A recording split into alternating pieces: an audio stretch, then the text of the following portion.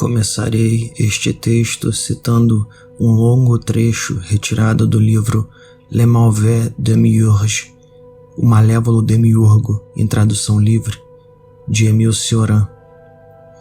Abre aspas. É difícil, é impossível acreditar que o Deus bom, o Pai Nosso, esteve envolvido no escândalo da criação. Tudo indica que ele não tomou parte nela, que ela é obra de um Deus sem escrúpulos, um Deus feculento. A bondade não cria, não possui imaginação, e a imaginação é necessária para criar um mundo, por mais mal feito que seja. No mínimo, é preciso ter uma mistura de bondade e maldade para se produzir uma ação ou um trabalho, ou um universo. Se considerarmos o nosso, é muito mais fácil traçar suas origens até um Deus suspeito do que a um Deus honrado. O Deus bom certamente não foi equipado para criar. Ele possui tudo menos a onipotência. Grandioso por suas fraquezas, anemia e bondade andam de mãos dadas. Ele é o protótipo da ineficiência. Ele não consegue ajudar ninguém. Ademais, nós nos agarramos a ele apenas quando abandonamos nossa dimensão histórica.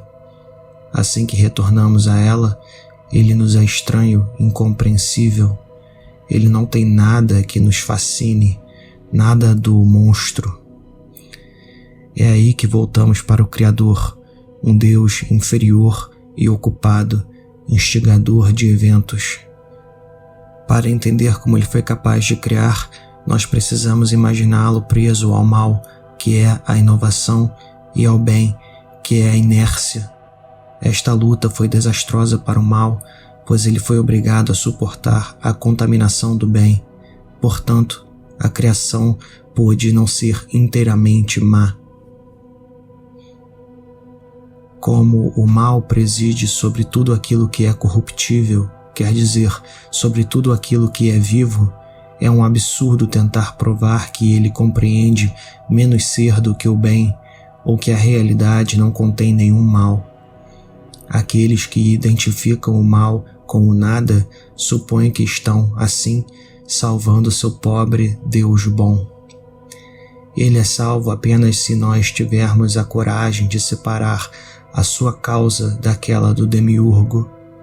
Ao se recusar a fazê-lo, o cristianismo inveteradamente procurou impor a falta de evidência de um Criador misericordioso. Um empreendimento que esgotou o cristianismo e comprometeu o Deus que procurava preservar. Não podemos evitar de pensar que a criação, caso permanecesse na forma de rascunho, não poderia ser terminada, nem deveria ser. A criação é uma falha, e o famoso pecado do homem aparece, por sua vez, como uma versão menor de um pecado muito maior. Do que somos culpados, exceto seguir mais ou menos servilmente o exemplo do Criador. É fácil reconhecermos em nós mesmos a fatalidade que era dele. Não foi para nada que saímos das mãos de um Deus perverso e sucumbido, um Deus amaldiçoado. Alguns são predestinados a acreditar no Deus Supremo, mas impotente, outros no demiurgo e outros ainda no diabo. Nós não escolhemos as nossas venerações nem as nossas blasfêmias. Para escaparmos das dificuldades inerentes ao dualismo, nós podemos postular um único Deus cuja história se desenvolveria em duas fases. Na primeira, discreto, anêmico, reservado, sem nenhum impulso de manifestação, um Deus dorminhoco, exausto com sua própria eternidade. E na segunda fase, ambicioso, frenético, um Deus cometendo erro após erro, participando de uma atividade supremamente culpável. após refletirmos, essa hipótese parece ser menos clara e menos vantajosa do que a de dois deuses distintos. Ao impormos ao Deus oficial as funções de Pai, Criador e Gerente geral, nós expomos ele aos ataques pelos quais viria a sucumbir. Quão longa seria sua longevidade se tivéssemos escutado Marcião, de todos os heresiarcas, o que mais vigorosamente se opôs ao truque do mal, o que mais contribuiu à glória do Demiurgo pelo ódio que sentia por ele. Não há outro exemplo de religião que, desde o princípio, perdeu tantas oportunidades. Nós certamente seríamos muito diferentes hoje se o início da era cristã tivesse sido marcado pela execração do Criador, pois a permissão para insultá-lo teria ajudado a aliviar nosso fardo, além de fazer com que os últimos 2 milênios fossem menos opressivos. Por recusar-se a incriminá-lo e adotar doutrinas que, sem hesitar, o fariam, a Igreja comprometeu-se com a astúcia e o engano. Pelo menos temos o conforto de observar que aquilo que é mais atraente na sua história foram os seus mais íntimos inimigos, todos aqueles que se opuseram e rejeitaram, todos aqueles que, para resguardar a honra de Deus, impugnaram, sob o risco de martírio, a sua função de Criador. Fanáticos do nada divino, da ausência na qual o bem supremo se deleita, eles sabiam a alegria de odiar esse Deus Criador e de amar o outro sem restrições, sem pensar 2 vezes. Tomados pela sua fé, eles não estavam na posição de discernir o toque de impostura que entra até mesmo os mais sinceros tormentos. A noção de pretexto ainda não havia nascido, nem aquela tentação moderna de esconder nossas agonias por detrás de acrobacias teológicas. Fecha aspas.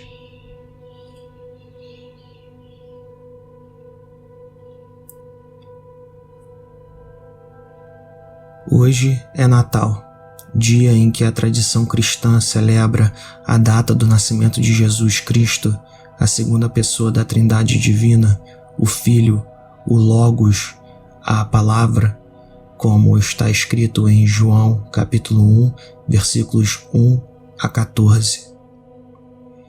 Para os cristãos, Deus tornou-se homem para tirar o pecado do mundo através de seu próprio sacrifício, um sacrifício que fez a Ele próprio, a primeira pessoa da Trindade, Deus Pai.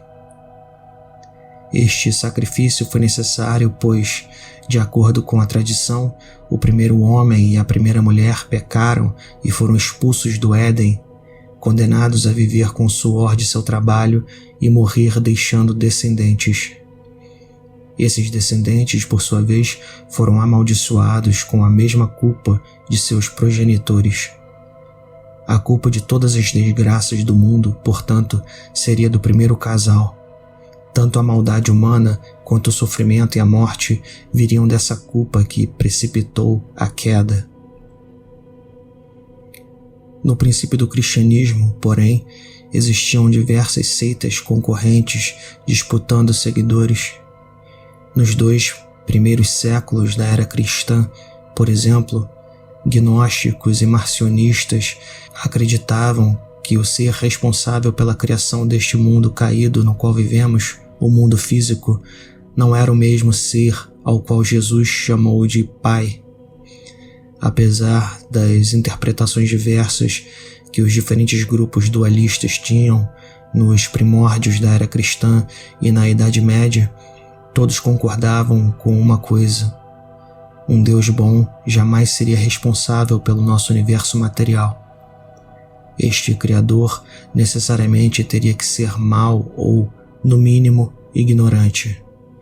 Só dessa forma era possível explicar, ou tentar explicar, a presença do mal no mundo.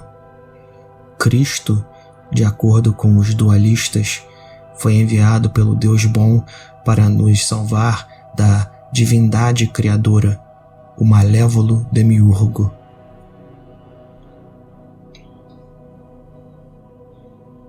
Essa questão não é moderna.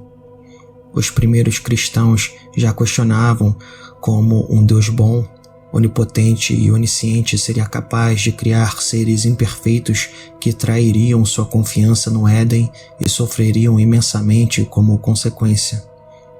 O homem quebrou o mandamento divino, comeu o fruto proibido e foi expulso do jardim, algo que o Deus do Velho Testamento, dado seu atributo de onisciência, já sabia que iria acontecer.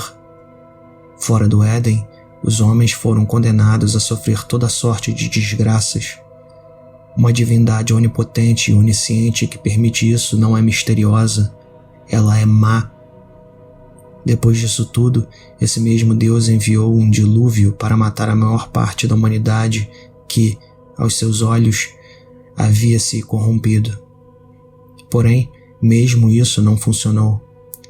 Ele ainda precisou enviar a si mesmo, sua segunda pessoa, o que quer que isso signifique, à Terra na forma do Cristo, para que, com seu sacrifício próprio, ele salvasse as almas de parte da humanidade, mas não toda ela, como vemos em Romanos capítulo 9, versículos 6 ao 13, e 1ª Epístola de Pedro, capítulo 1, versículos 1 e 2.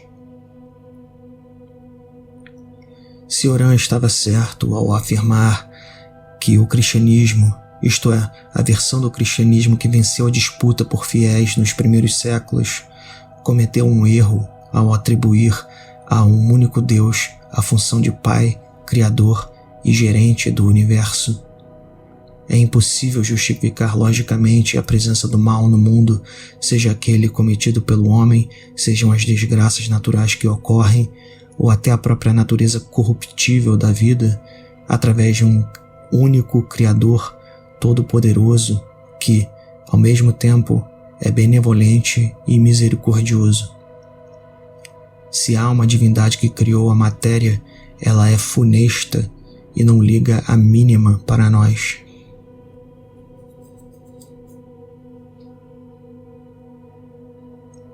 É sempre bom dar exemplos. No dia 22 de dezembro de 2018, um ex-agente de segurança esquizofrênico que ficou 3 anos internado num hospital psiquiátrico após tentar matar uma pessoa, surtou no aeroporto Santos Dumont, na cidade do Rio de Janeiro. Levado até uma delegacia para prestar esclarecimento, ele surtou novamente, pegou a arma de um policial e disparou contra várias pessoas, matando um senhor de idade que acabara de chegar para reportar a perda dos seus documentos.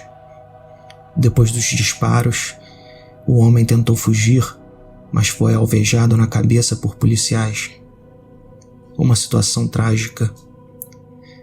No momento em que disparava a arma, sua mãe estava na missa, celebrando o lançamento de um livro no qual conta as dificuldades que teve para criá-lo.